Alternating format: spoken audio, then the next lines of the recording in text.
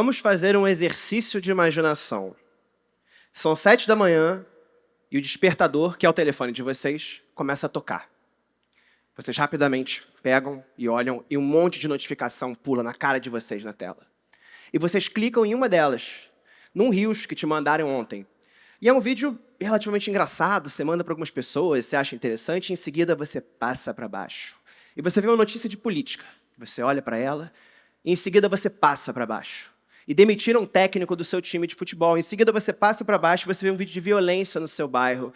E isso te incomoda e te preocupa. Em seguida você passa para baixo e nasceu a filha de uma influencer e você não está nem aí. Em seguida você passa para baixo e você vê uma receita muito legal e muito divertida que dessa vez você vai fazer. Então você salva ela, você retuita, você reposta, você compartilha, você faz tudo para lembrar dela. Em seguida você passa para baixo e você vê um crime de guerra. Em seguida, você passa para baixo e você vê um vídeo muito fofinho de 2 cachorrinhos filhotes que você manda para outra pessoa e fala, olha, é a gente. Em seguida, você passa para baixo e você vê a rotina de alguém muito melhor do que você. Essa pessoa de manhã já saiu para correr, ela comeu 57 ovos no café da manhã, ela já está no escritório e ela editou esse vídeo e postou hoje. E você está aí. Em seguida, começa a pipocar uma notificação no WhatsApp, porque no grupo da família, seus avós e seus primos estão brigando por causa de uma fake news de política. E em seguida, chega a notificação da sua primeira reunião de trabalho. Bom dia. São 7h40 da manhã e em 40 minutos você consumiu mais informação do que uma civilização inteira antes de sair da cama. Vocês lembram quando a internet era promessa de um lugar legal? Aliás, vocês lembram quando a internet era um lugar? Porque, eventualmente, ele entrou no nosso bolso. E depois no pulso, no olho, começou a acompanhar a gente para onde quer que a gente fosse. E é muito louco esse fenômeno, porque, a partir dessa virada, a gente começou a viver mergulhado na internet. Mergulhado na tela. O Brasil tem um dos maiores tempos de tela do mundo. A gente tem mais de 9 horas de média por dia. Isso significa que praticamente todo o tempo que a gente está acordado, a gente está imerso no algoritmo. E o que é o algoritmo? O algoritmo é uma coisa que coleta todos os nossos dados de todos os lugares possíveis e antecipa aquilo que a gente quer ver. Ele presume o que a gente quer ver em seguida, a partir de tudo que a gente já gostou antes.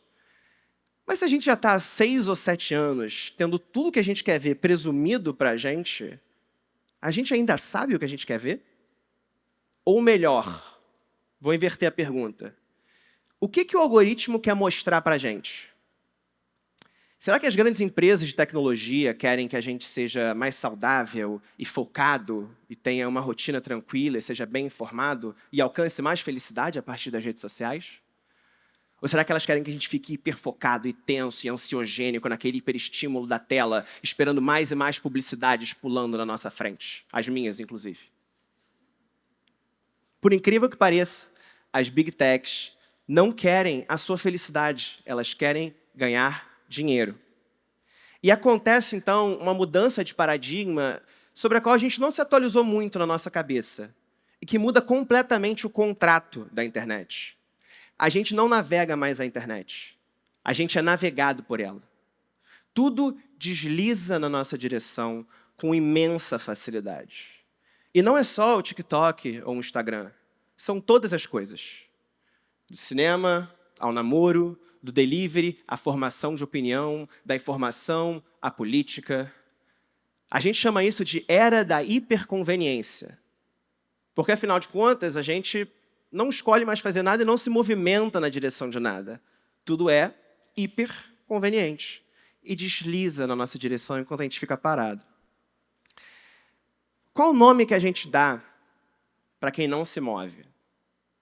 Sedentário. E como a gente chama uma musculatura que não é exercitada? Ela atrofia. Então, os nossos interesses estão sedentários, a nossa curiosidade está atrofiada. A nossa imaginação está sedentária.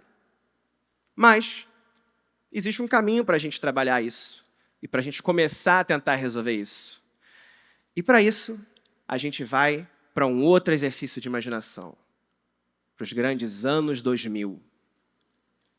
Vocês querem assistir a um filme, vocês vão na locadora e vocês olham VHS ou DVD a partir da sugestão de alguém ou até do próprio balconista. Vocês querem escutar uma música, vocês vão comprar um CD ou vocês vão no computador gravar um disco para escutar num CD player.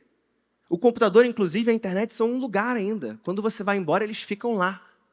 Agora, você quer fazer amigos? Você quer se conectar? Você quer amar e ser amado?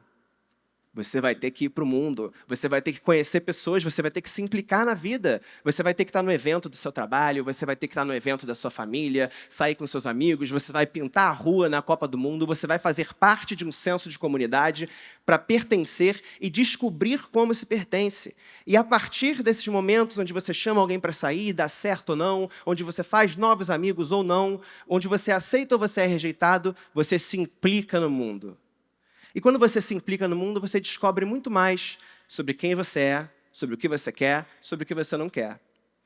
Mas aí, ao longo desse processo, já vinha acontecendo há muitas décadas, uma coisa começa a se infiltrar na nossa vida privada, que é a tecnologia. Especificamente, o progresso tecnológico tentando responder aos nossos anseios. E se tudo ficar mais fácil? E se tudo ficar mais conveniente? E se, de repente, o software, o programa for mais fácil de usar? E se todos os filmes você não precisa mais ter em casa, você pode acessar eles diretamente da internet, as músicas também, as séries também? E se todas as suas fotos e todos os documentos da sua vida estiverem na nuvem? E se para conhecer alguém você precisar simplesmente criar um perfil numa rede social ou numa rede de conhecer alguém para, a partir de um botão para cá ou um botão para lá, você conseguir descobrir se você tem afinidade com essa pessoa ou não para sair. Eu não estou tentando soar saudosista ao trazer essas dimensões diferentes. O que eu quero dizer é que eu acho que aí tem uma pista. Uma pista para a gente não reencenar o passado. Eu não estou falando para a gente rebobinar a fita ou colecionar vinil, apesar de que tem uma ótima loja de vinil aqui no TED, se vocês quiserem colecionar. Eu estou falando que existe um aspecto desse passado que é a inconveniência era uma musculatura. E essa musculatura colocava a gente em movimento, de certa maneira. E ser colocado em movimento permite com que a gente consiga se elaborar de formas diferentes. Qual foi a última vez que vocês leram um livro que levava muitos meses para ler e que era muito difícil? Vocês assistiram um filme que não tinha em nenhum streaming, que não estava disponível em lugar nenhum? Ou que vocês conheceram alguém na vida real? Inconveniência é uma musculatura. O sentido da vida não nos é dado. A gente produz sentido. O sentido da vida é ativo. E se a gente está numa circunstância onde a gente não se move para produzir nada, onde a gente não se move para produzir sentido, onde a gente não exercita essa inconveniência, então é claro que a gente vive uma escassez de sentido. Logo ele, que foi tão importante na história de inúmeros povos que sonharam com mundos diferentes daqueles que lhes era imposto, em condições tão adversas ao longo da história. Sonhar o que acontece quando a gente troca, escuta, se encontra, vê, imagina, deseja e quer que seja diferente do que aquilo que a gente tem hoje. Essa não é uma conversa sobre o prazer da inconveniência.